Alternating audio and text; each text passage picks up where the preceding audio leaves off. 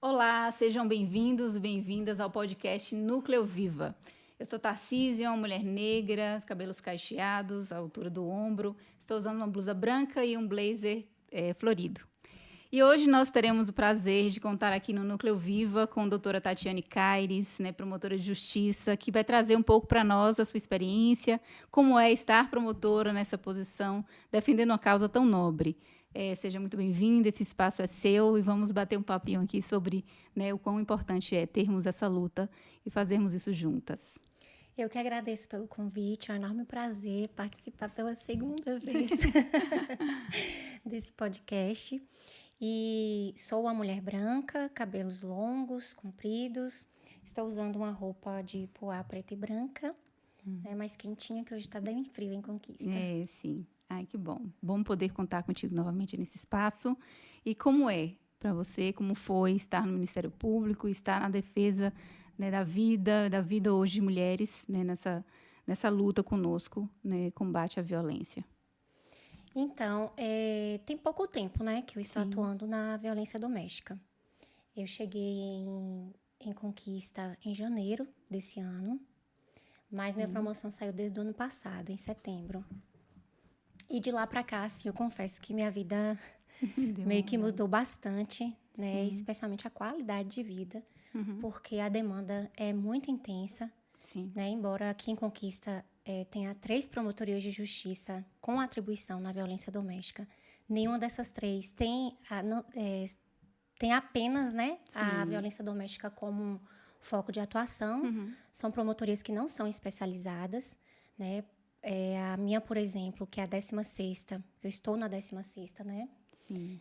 Além da violência doméstica, acumula ainda as atribuições de defesa do meio ambiente, patrimônio histórico, habitação e urbanismo, e o controle externo de toda a atividade policial, polícia civil, polícia militar, polícia técnica. Então, bem vasta o processo de atuação, Atuação em vários nichos. Exatamente. Diferentes. Então, assim, é muita demanda.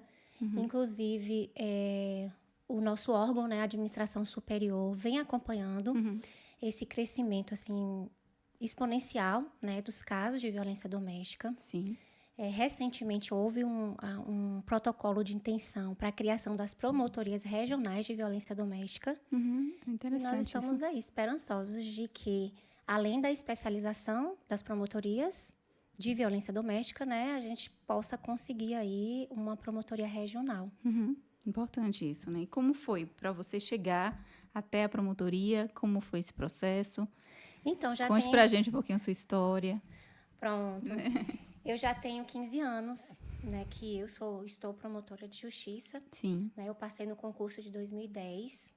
Recentemente, Nossa, 2010, 5 anos. concluí a graduação aqui na UESB. Eu sou conquistense.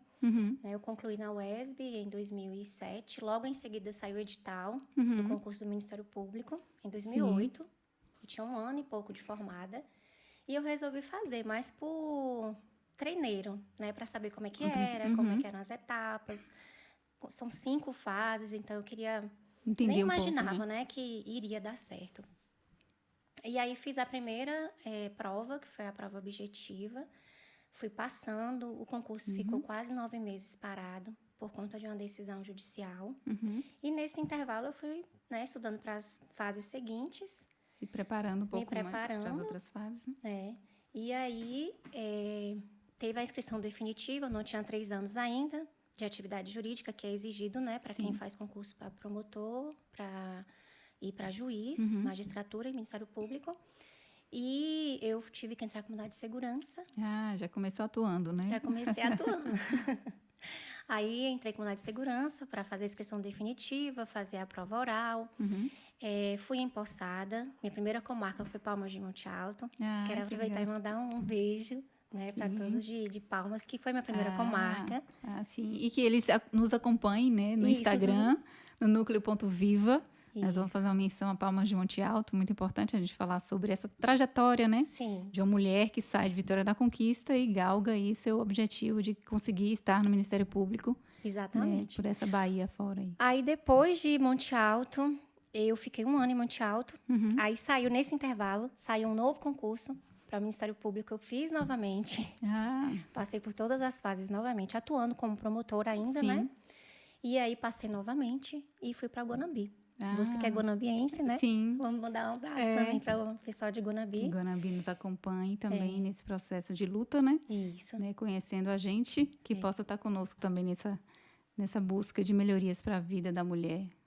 Isso. Aí fiquei em Guanambi 15 anos. Nossa, Foram longos 15 longo anos. período. Sempre nessa intenção, vontade, aquele sonho, né? Que um dia eu chegaria à conquista. Sim. E a gente traça planos, Deus vem com outros para as nossas vidas, né? E graças a Deus, cheguei o ano passado, né? Mas efetivei assim, a mudança, trouxe minhas filhas. Sim. Né? Meu marido também já estava trabalhando aqui, também trabalha na violência doméstica. Sim, interessante. Na promotoria? Isso, ele é titular da primeira, Uhum. né? E, assim, estou me encontrando, né? Sim. Com essa nova atribuição, que é uma atribuição onde eu digo que trabalhar com violência doméstica é uma atribuição ampla, Sim. contínua, né? E complexa. É ampla porque a gente atua desde a fase extrajudicial. Né? A mulher vítima de violência doméstica, ela pode comparecer ao Ministério Público, fazer o extrato de atendimento, Sim. solicitar medida protetiva. E aí vale a pena frisar, né, que para o requerimento da medida protetiva não é exigido o registro da ocorrência policial. Ah, é muito importante falar isso. Exatamente, que tem mulheres que não querem, né, registrar a Sim. ocorrência, elas só querem mesmo a medida para assegurar a integridade física e psicológica. Sim. Prevenir, né? Prevenir. Então, elas podem se dirigir ao Ministério Público, né, onde vai ser instaurado um extrato de atendimento e nesse extrato elas podem estar requerendo. Que não tem nada a ver com o processo judicial. Tem nada a ver. Não exige, né? Não precisa ter ocorrência, não precisa ter inquérito, não precisa ter ação penal em andamento. Então, o Ministério Público atua nessa fase inicial, né? Depois também a gente atua fiscalizando essas medidas protetivas, né? E aí o Ministério Público tem legitimidade para requerer tanto a readequação das medidas, como o agravamento das medidas, né? Inclusive, requerer, né, a prisão preventiva do agressor. Caso haja descumprimento das etapas anteriores ou das ações.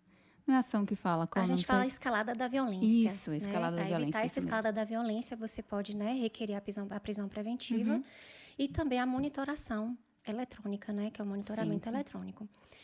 Fora isso, né, o Ministério Público ele é o titular exclusivo da ação penal. Então, somos nós, né, promotores que inauguramos a ação penal através do oferecimento da denúncia. A importância do Ministério Público atuando, né? Isso. No combate. E aí o Ministério Público, ele pode, né, também... Ele atua em toda a fase, né, da instrução, ali produzindo provas perante o magistrado, sob o crivo do contraditório, onde é assegurado ao agressor, né, o denunciado. Sim. O contraditório é ampla defesa, né?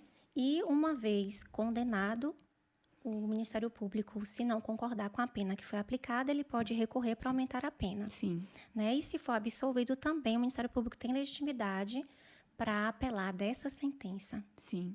E também se houver uma análise que o caso ele deve parar por ali, o Ministério Público também, né, após todas as apurações, concorda ou discorda da decisão judicial, né?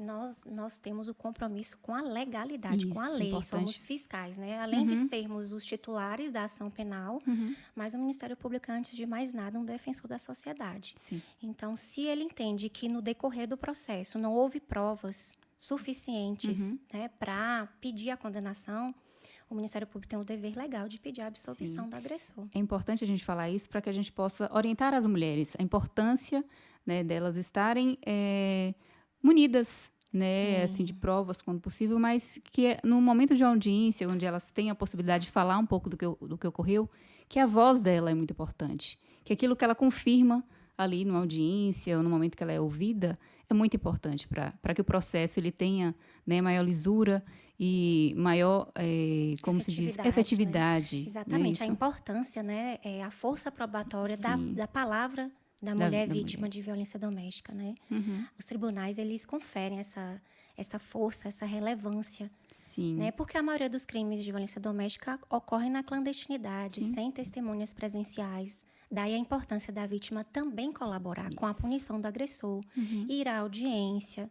Durante a audiência, se ela precisar de algum apoio psicológico, assistencial, ela tem direito, isso é assegurado, né? Mas até como uma forma de cura também, a importância dela falar, né? Dela fazer uma descrição minuciosa de todo aquele relacionamento, né? Falar sobre as circunstâncias do crime, a motivação, né? Tudo isso é importante. É sempre bom a gente discutir um pouco sobre isso, porque quando a gente ouve essas mulheres, elas trazem um descrédito muito grande naquilo que elas dizem. Ela fala, não, mas isso não vai adiantar de nada, eu não consegui trazer informações mais palpáveis para que as pessoas acreditassem em mim. Ninguém acredita em mim. E esse descrédito enfraquece muito a mulher. E a proposta é que nós possamos, no núcleo, empoderar essas mulheres dessas informações extremamente importantes, porque elas ficam muitas vezes vítimas daquilo que defende. Né? Elas falam, o refém também do processo, elas falam assim, algumas vezes, quando a gente tem a oportunidade de conversar, eu vou pedir uma medida protetiva e eu vou prejudicá-lo, porque ele vai sujar o nome dele, ele fala que não vai conseguir um emprego, não vai conseguir ajudar em casa por conta disso. Então, começa a trazer informações que destoam da realidade e ela fica muito mais presa, né, nessas informações que são ditas, que fortalecem o homem e não são verdadeiras. Né? Uma medida protetiva, ela não causa, né, como eles dizem, não suja o nome do homem, do agressor.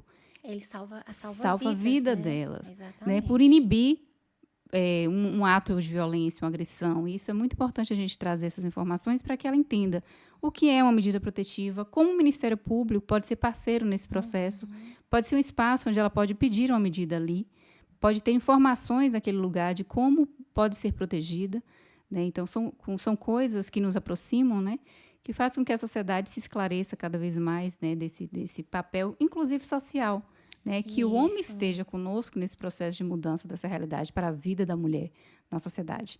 Né? E a gente sempre trazendo quando a gente chama Guanambi, chama Monte Alto, chama toda a população, né, que nós temos a oportunidade de trazer um pouco mais das nossas experiências para falar, ei, estamos juntos nessa luta e precisamos de vocês. Né? E quando eu trago uma mulher muito forte aqui para falar da sua experiência, serve de exemplo para muitas mulheres. Essa trajetória de uma mulher que também é mãe, né, uma mulher que galgou uma trajetória profissional por um sonho, queria estar, né, na promotoria, e faz com muito esmero, tem brilho nos olhos quando fala daquilo que atua, de como atua. E o Ministério Público é um parceiro nessa luta muito importante, porque ele trabalha em todo o processo. Na verdade, antes mesmo dele começar, na medida protetiva, né, na orientação, na fiscalização. Exatamente, também no impulsionamento de políticas públicas. Né? Por isso que é uma das funções do Ministério Público fazer o cadastro, a estatística dos casos, né? Porque a partir daí a gente consegue coletar, né, a maior incidência dos crimes em determinado bairro, né, atinge determinadas mulheres, qual é o contexto dessas mulheres. E a partir dessas estatísticas, desses dados, o Ministério Público também tem legitimidade, através de ações civis públicas, né, de impulsionar, né, políticas públicas voltadas ao fortalecimento, à conscientização, ao aprimoramento dos órgãos, né, da rede de proteção. Né? O Ministério Público também ele atua na parte de fiscalização dos estabelecimentos públicos e privados que fazem esse atendimento e acompanhamento à mulher vítima de violência doméstica. E toda vez que você fiscaliza e que você visita esses órgãos e constata alguma irregularidade, é poder dever também do Ministério Público, né, sanar essas irregularidades que foram identificadas. Além disso, também ele pode requisitar a instauração de um inquérito policial. Geralmente nos procedimentos, né, nas cautelares de medidas protetivas, quando há a comunicação pela Ronda Maria da Penha, por exemplo, né, ou pela própria vítima que comparece no cartório e o escrivão faz aquela certidão de que a vítima compareceu no cartório, informou que houve descumprimento. Daí a importância também da vítima de impulsionar essas medidas. Porque o promotor não tem como saber que houve aquele descumprimento, que Sim. aquela vítima permanece em risco mesmo depois de deferida a medida protetiva. Sim, de acompanhar caso a caso. A gente Né? está sempre Impossível. acompanhando no processo, né? Mas, assim, a vítima precisa também entender que o papel que ela tem, né? Nesse fortalecimento do combate à violência doméstica. E quando ela vai à delegacia, registra uma ocorrência, quando ela vai no Ministério Público, quando ela vai no cartório, ela também está impulsionando outras mulheres que são vítimas também de violência, né? A procurar os órgãos, a romper esse ciclo de violência, a lutar pela sua liberdade, Sim. né? Pela sua dignidade, pela sua integridade. E muitas vezes aquilo que ela limita muitas outras, né? Exatamente. É E aí, quando ela provoca esses órgãos, quando ela vê as coisas acontecendo, ela acaba, ainda que inconscientemente, encorajando outras mulheres. Sim. É como se fosse uma corrente do bem, né? É a sororidade feminina, né? Exatamente. E conversando um pouquinho sobre essas demandas da dependência emocional, por exemplo, o afastamento que nós temos mulheres para com mulheres, a gente deixou de ter esse contato mais próximo entre os pares, né? E a gente percebe na nossa sociedade o quanto isso é impactante para todas, né? O quanto a gente observa que quando um homem ele não traz esse comportamento positivo, o outro homem não é aquele primeiro a apontar. Não, ele é uma pessoa muito gente boa, é um bom trabalhador.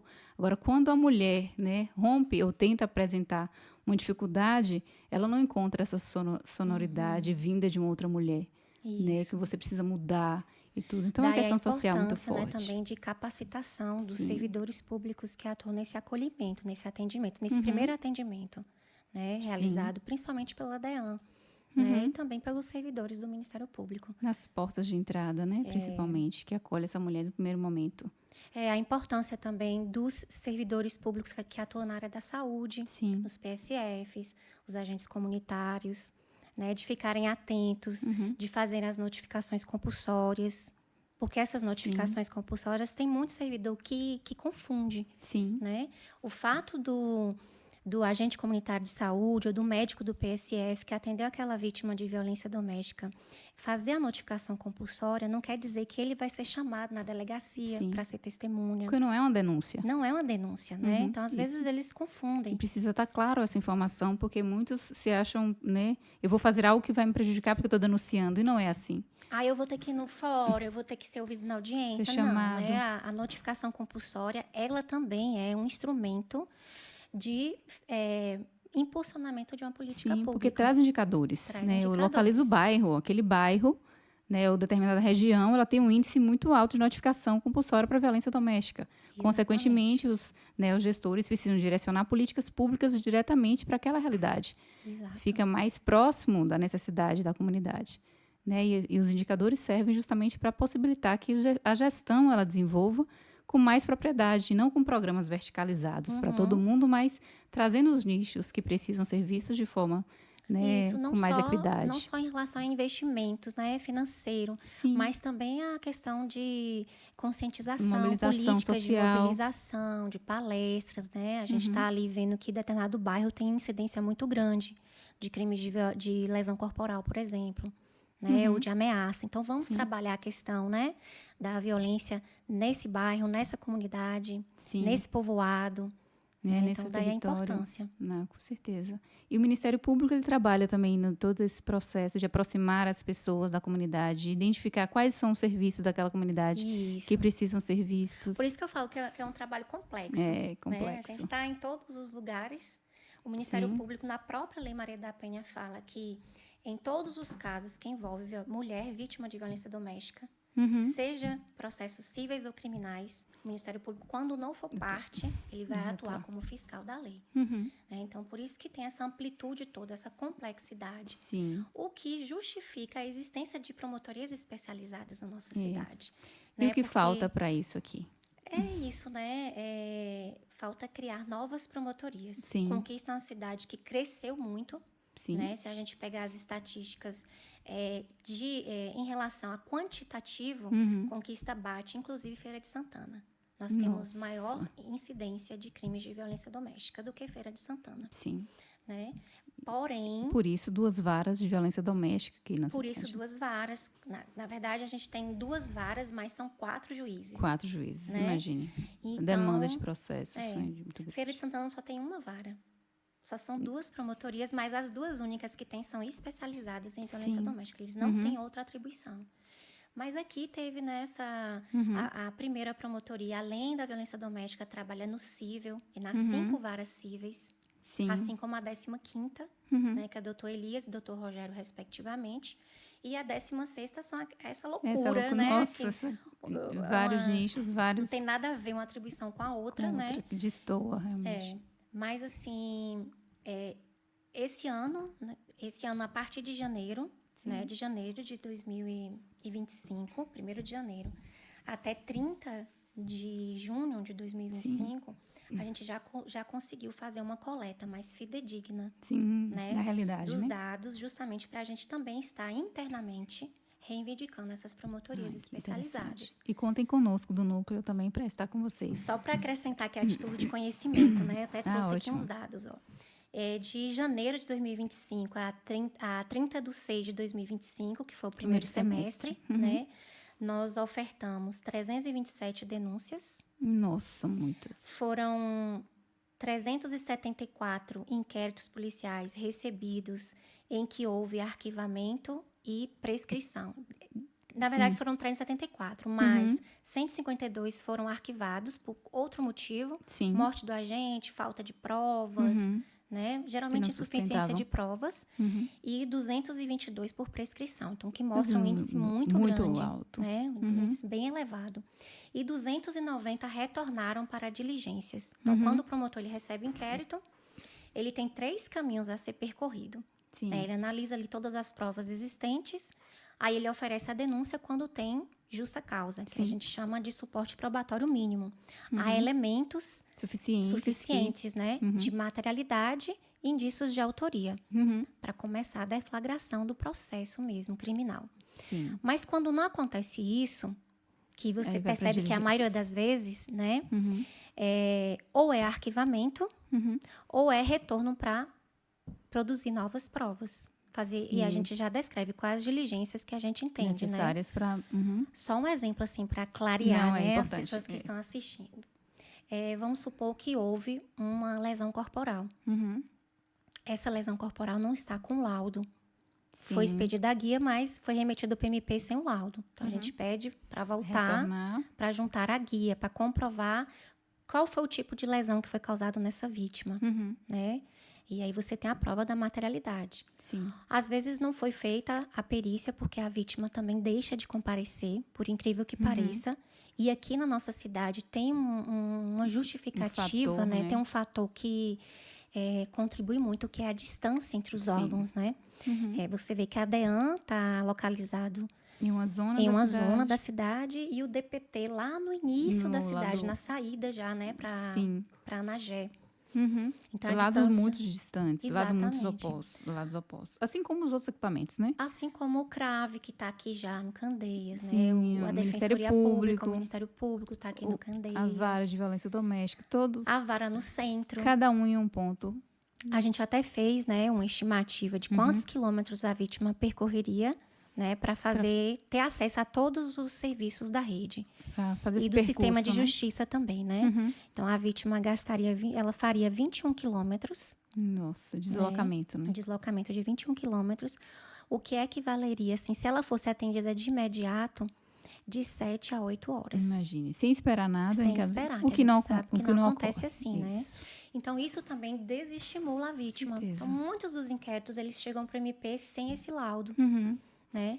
Ou então o inquérito vem, o fato aconteceu em um ambiente público, mas não tem as filmagens, que a gente sabe que hoje sempre tem, né? Sim. Câmeras registrando. Então a gente pede para retornar, para juntar esse vídeo, esse registro. Sim, o que traz maior morosidade ao processo, né? Porque eu tenho que retornar e depois vai até Mas juntar. até eu digo assim, que é melhor esperar um pouco para deflagrar essa denúncia e conseguir a efetividade, que é a condenação do agressor, até porque a condenação tem um efeito pedagógico, não só para desestimulá-lo, né? Mas para servir para outras pessoas servir para outros, né? e diminuir a impunidade, né? A criminalidade reincidente.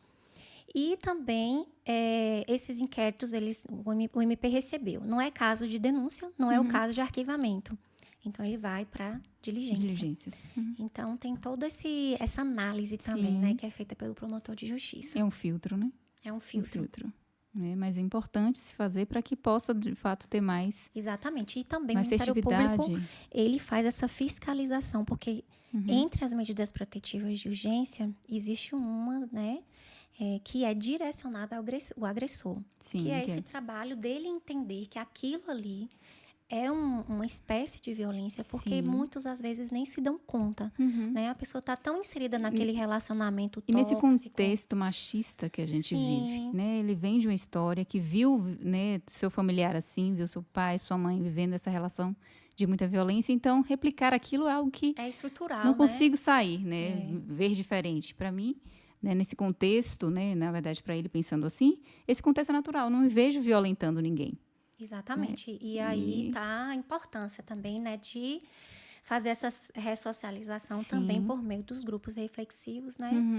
Que o NEP desenvolve do NUPSE. Isso, do NUPSE, da UESB. Sim. Aí a gente faz todo esse trabalho também de averiguar, de fiscalizar a presença dele, se ele está comparecendo, se ele não está comparecendo. Quando ele não comparece, a gente pede ao juiz que ele seja intimado para justificar por que ele não está indo nas sessões. Né? E aí, se houver essa ausência de justificativa, a gente pode estar pedindo agravamento das condicionantes que foram impostas. Nossa, complexo mesmo. Viu? É bem complexo. E eu falo que é contínuo, porque a medida protetiva, ela não tem prazo de vigência. Não tem. Né? A gente fala que a medida protetiva, ela vigora até cessar a situação fática, né, que ensejou o deferimento, que é o risco, a integridade física, psicológica. Que a gente entende a vulnerabilidade da mulher nessa situação, né? Exatamente. E quando você trouxe essa questão da distância, é bom lembrar, mais uma vez, que a gente luta, né, pela vinda para a vitória da conquista da Casa da Mulher Brasileira. Isso. Né? E o Ministério Público já age nesse processo, né, para que, de fato, a gente consiga reduzir esses espaços físicos que distancia e também ter um conjunto de serviços dialogando com o mesmo propósito e sem revitimizar. Né? Que ela possa estar falando da sua história em apenas um desses equipamentos e, a partir dali, todos os outros têm acesso àquilo que levou ela a pedir socorro, a buscar ajuda, né? Isso. Né? O Ministério Público, desde quando eu cheguei aqui, né, que eu vinha pensando por que cidades tão pequenas, né, Campo Formoso, Irecê, Itabuna, foram contempladas, né, com a Casa da Mulher Brasileira e Conquista não. E aí até dialogando muito com você, né, com os outros agentes da rede, né, o porquê disso. E a gente foi fazer uma análise estatística, vimos que não existe justificativa técnica, né, para esse esquecimento de conquista. Sim, né? Apesar de ter sido solicitado. Isso. Né? Depois a gente ficou sabendo que a prefeitura, né, através da Secretaria de Políticas para Mulheres, já havia manifestado essa intenção, né, de assinar o termo de adesão para trazer o equipamento. E recentemente, né, o Ministério Público Estadual provocou também o Ministério Público Federal, que a gente está falando de um equipamento que ele conta com recursos do governo federal, né, da União, do Estado e do município. Então, por isso que tivemos que provocar, né, o MPF. E é um dos papéis do Ministério Público, né? Exatamente. Provocar, né, que as políticas públicas elas sejam efetivas, independente de questões políticas. Independente. Né? Independente, com assim, certeza, importante né? termos equipamentos porque a gente vive para uma sociedade. A gente sabe, assim, que o legislador, ele conferiu uma certa discricionariedade, né, para o gestor. Sim. Né? Ele define de acordo com as prioridades que ele entende que o município, o estado, a União, né, tem ali de acordo com a coletividade considerada, mas há casos em que a falta de razoabilidade, de proporcionalidade na definição daquela política pública, ela até gera a nulidade das escolhas. Sim. E aí acontece de o Ministério Público passar a ter essa legitimidade de provocar o Poder Judiciário para que aquela política pública seja efetivada. E aí a gente traz, né, estatísticas, quantidade de registros de ocorrência policial é um dado estatístico. Sim, importante. Né, quantidade de denúncias ofertadas, Só para você ter uma ideia, no primeiro semestre deram entrada no Ministério Público mais de 1.700 Nossa. processos e procedimentos envolvendo violência doméstica. Uhum. Então, é muita É coisa. muito muita alto coisa. índice. Por mais que nós somos 3 promotores, né? Uhum. A demanda é tão grande que Sim. é um caso único também no Ministério Público, que as 3 promotorias de violência doméstica, cada uma tem um auxiliar. Uhum. Por conta da demanda. Por conta da demanda, né? Extremamente Porque quando exacerbada. o Ministério Público, a gente tem um sistema chamado IDEA, né? Uhum. E quando De você acompanhamento, puxa ali o registro, né, das atividades funcionais de cada promotoria, você consegue ver a discrepância que é. né? E eu digo não só em relação à cidade, mas em relação ao estado da Bahia. Como um todo, né? E, assim, são índices alarmantes que a gente, muitas vezes, conversando, né, com pessoas que atuam em outras áreas, eles não têm noção do que passa aqui na cidade. E aí a gente começa também a pensar, né? Será que Conquista é uma cidade violenta? Sim. Né? Por que tem tanta incidência de casos de violência doméstica? E aí a gente também sabe que é uma cidade onde a rede é muito atuante.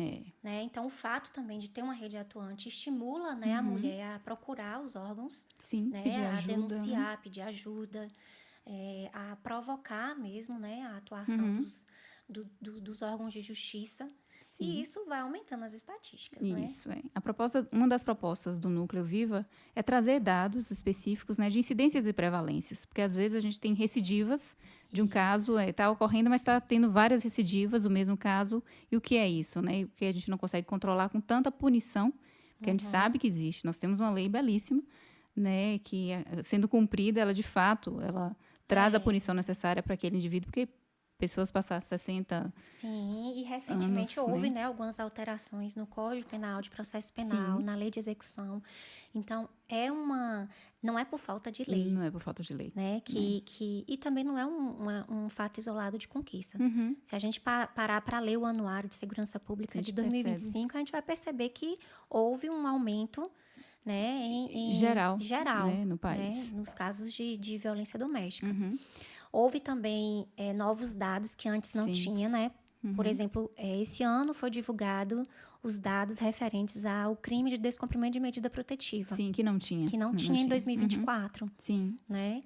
E casos de feminicídio, por exemplo, que a gente sabe que a pena pode chegar até 60 anos. Mas nem por isso, né, os agressores deixam de praticar o feminicídio. E assim, então, não é problema de lei. Não é. Não é, né? E aí, o que o Núcleo traz como proposta é que a gente possa cada vez mais informar, que trabalhar nas ações preventivas, trabalhar nas unidades de saúde, essa questão de trazer para os agentes comunitários, por exemplo, a importância dessa apropriação das notificações, né? Assim, faz parte da sua função e é compulsório. Eu preciso fazer com que cada um se aproprie das suas atribuições quanto servidor, né, quanto ser humano e cidadão, para que a gente consiga fechar o cerco em relação a esse índice tão alto de violência, né? E construir, né, uma sociedade onde o machismo ele não impere estruturalmente como a gente vivencia, né? Onde a gente consiga conversar com meninos e meninas, mostrando a necessidade desse respeito mútuo.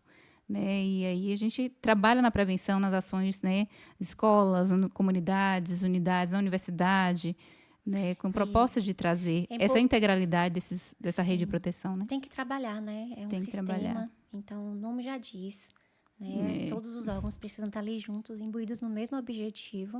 Sim. E eu aproveito para parabenizá-la, né? Obrigada. Um pouco tempo de Projeto Viva, a gente já vê assim, um impulsionamento, né? O fato da gente estar aqui hoje nesse podcast, falando um pouco sobre isso, né? Também é uma iniciativa do Projeto Viva.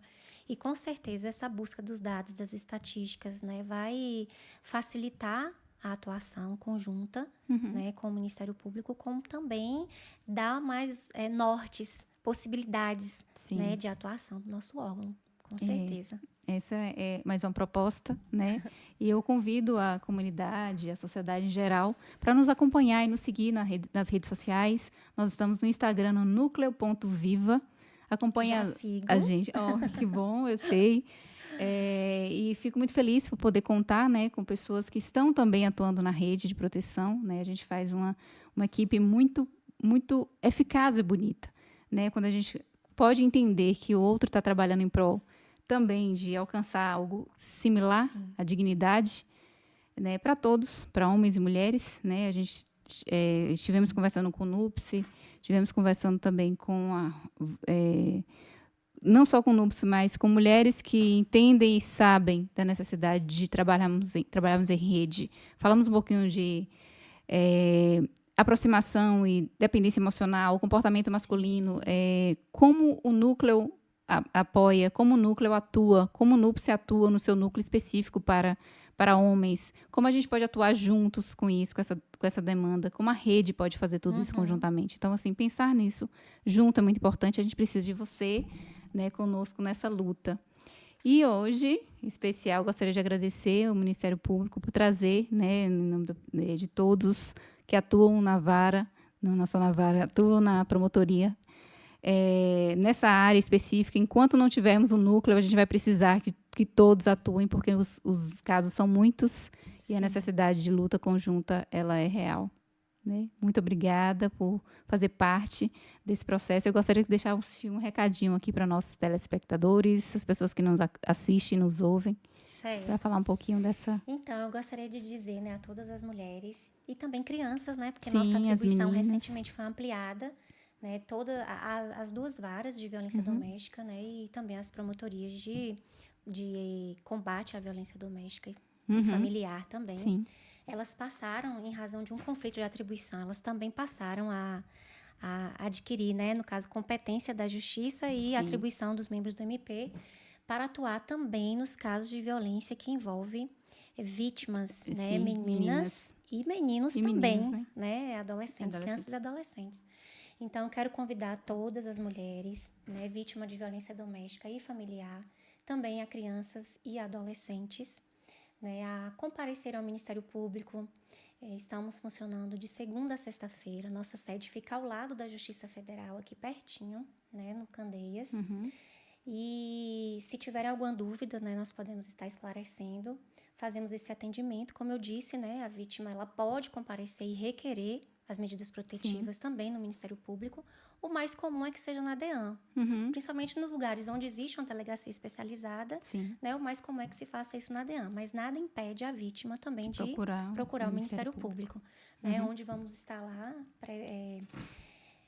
com um grande, né, carinho para recebê-las, né, acolhimento a todas que estiverem necessitando, tanto para esclarecer como para abraçar e atuar junto aí nessa luta, né, no combate à violência doméstica. Muito obrigada. O Núcleo Viva, ele está na segunda vara, na primeira e segunda vara de violência doméstica e familiar, hoje localizado no Fórum João Mangabeira, no centro da cidade. Então, assim, mesmo passando pelo centro, querendo visitar o núcleo, estaremos lá de braços abertos para recebê-los. Além do Instagram, nós estamos também com o Spotify, nós estamos no YouTube, e com podcast, para que vocês possam nos acompanhar, essas informações elas sejam disseminadas. Compartilhem com os amigos. E, mais uma vez, deixo as portas abertas para que o Ministério Público esteja presente conosco, né, em qualquer informação que queira, né, trazer aqui para a nossa comunidade. Muito obrigada. A oportunidade, né, de estar aqui esclarecendo mais um pouco do meu trabalho, o trabalho do Ministério Público. E me colocar à disposição, se precisar vir a terceira vez. Quantas vezes será um prazer. Né, será muito bem-vinda. Agradeço a todos e todas, né, que acompanharam mais esse episódio do nosso podcast. Nos siga em todas as redes sociais. Muito obrigada.